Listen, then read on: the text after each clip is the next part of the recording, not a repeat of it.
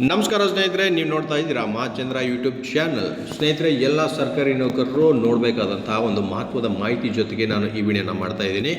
ಕರ್ನಾಟಕ ಉಚ್ಚ ನ್ಯಾಯಾಲಯ ಅಂದರೆ ಹೈಕೋರ್ಟ್ ಈಗ ಸರ್ಕಾರಿ ನೌಕರರ ಪರವಾಗಿ ಒಂದು ತೀರ್ಪನ್ನು ಹೊರಡಿಸಿದೆ ಸ್ನೇಹಿತರೆ. ಅಂದರೆ ಸೇವೆಯಿಂದ ಅಮಾನತುಗೊಂಡಂತಹ ಯಾವುದೇ ಸರ್ಕಾರಿ ನೌಕರರ ಜೀವನಾಂಶ ಭತ್ಯೆಯನ್ನು ಸರ್ಕಾರ ನಿರಾಕರಿಸೋ ಹಾಗಿಲ್ಲ ಅಂತ ಒಂದು ಮಹತ್ವದ ತೀರ್ಪನ್ನು ಈಗ ಹೈಕೋರ್ಟ್ ನೀಡಿರ್ತಕ್ಕಂಥದ್ದು.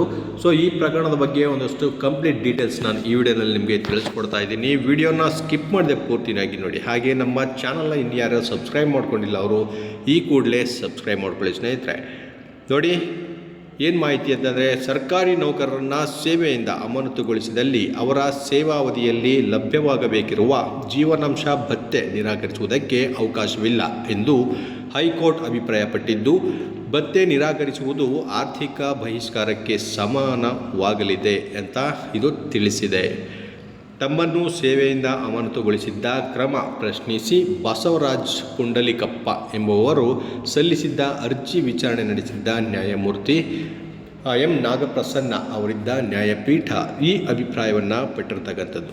ಅಲ್ಲದೆ ಅಧಿಕಾರಿಗಳನ್ನು ಅಮಾನತು ಮಾಡುವುದು ಶಿಕ್ಷೆಯಲ್ಲ, ಆದರೆ ಸೂಕ್ತ ಕಾರಣವಿಲ್ಲದೆ ಮಾಡುವಂತಹ ಅಮಾನತು ಶಿಕ್ಷೆಯಾಗಿ ಬದಲಾಗಲಿದೆ. ಅಲ್ಲದೆ ದಂಡಕ್ಕಿಂತಲೂ ತೀವ್ರವಾಗಲಿದೆ. ಜತೆಗೆ ಉದ್ಯೋಗಿಯ ಭತ್ಯೆಗಳನ್ನು ನಿರಾಕರಿಸುವುದು ಆರ್ಥಿಕ ಮತ್ತು ವೃತ್ತಿಪರ ಬಹಿಷ್ಕಾರಕ್ಕೆ ಸಮಾನವಾಗಲಿದೆ ಎಂದು ಪೀಠ ಹೇಳಿದೆ. ಅರ್ಜಿದಾರರನ್ನು ಅಮಾನತು ಮಾಡಿರುವ ಕ್ರಮ ವಿವೇಚನಾರಹಿತ ಮತ್ತು ಲೋಕಾಯುಕ್ತ ಆದೇಶದ ಅನ್ವಯ ಅವರನ್ನು ಅಮಾನತು ಮಾಡಿದ್ದು, ಇದರಲ್ಲಿ ಯಾವುದೇ ವಿವೇಚನೆ ಬಳಸಿಲ್ಲ. ಅಮಾನತು ಆದೇಶ ಕಾನೂನು ಬಾಹಿರ ಮತ್ತು ಸಮರ್ಥನೀಯವಲ್ಲ. ಇದು ಕರ್ನಾಟಕ ನಾಗರಿಕ ಸೇವೆಗಳು ನಿಯಮಗಳ ನಿಯಮ 10/3 ಉಲ್ಲಂಘಿಸಿದಂತಾಗಲಿದೆ ಎಂದು ಪೀಠ ತನ್ನ ಆದೇಶದಲ್ಲಿ ಹೇಳಿದೆ. ಅಲ್ಲದೆ ಅರ್ಜಿಯನ್ನು ಪುರಸ್ಕರಿಸಿದ ನ್ಯಾಯಪೀಠ ಅಮಾನತು ಆದೇಶವನ್ನು ರದ್ದು ಮಾಡಿದ್ದು, ಆಡಳಿತಾತ್ಮಕ ದೃಷ್ಟಿಯಿಂದ ಅರ್ಜಿದಾರರನ್ನು ಅಗತ್ಯವಿರುವ ಹುದ್ದೆಗೆ ನೇಮಕ ಮಾಡಬಹುದಾಗಿದೆ ಎಂದು ಹೇಳಿದೆ.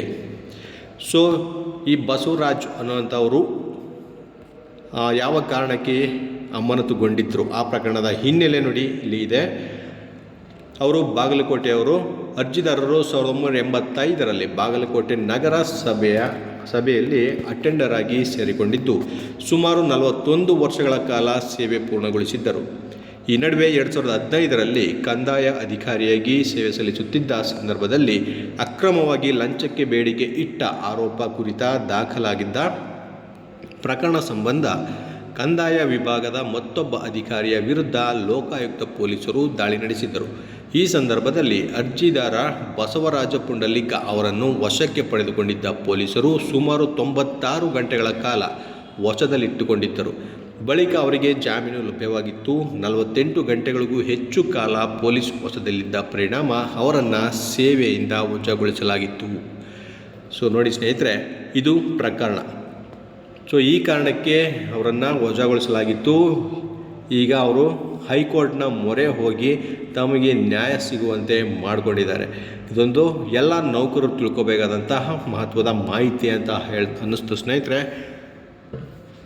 ಯಾವುದೇ ಸರ್ಕಾರಿ ನೌಕರರಿಗೂ ಕೂಡ ಅನ್ಯಾಯ ಆದರೆ ಹೈಕೋರ್ಟ್ ಅವರ ಪರವಾಗಿ ನಿಲ್ಲುತ್ತೆ ಅನ್ನೋದಕ್ಕೆ ಇದೊಂದು ಮಹತ್ವದ ಉದಾಹರಣೆ ಅಂತಲೇ ಹೇಳ್ಬೋದು. ಸೊ ಅದಿಷ್ಟು ಇವತ್ತಿನ ಮಾಹಿತಿ. ಇದೇ ರೀತಿಯ ಮತ್ತಷ್ಟು ನೌಕರರ ಮಾಹಿತಿ ಜೊತೆಗೆ ನಾನು ನಿಮ್ಮನ್ನು ಭೇಟಿ ಮಾಡ್ತೇನೆ. ನಮಸ್ಕಾರ.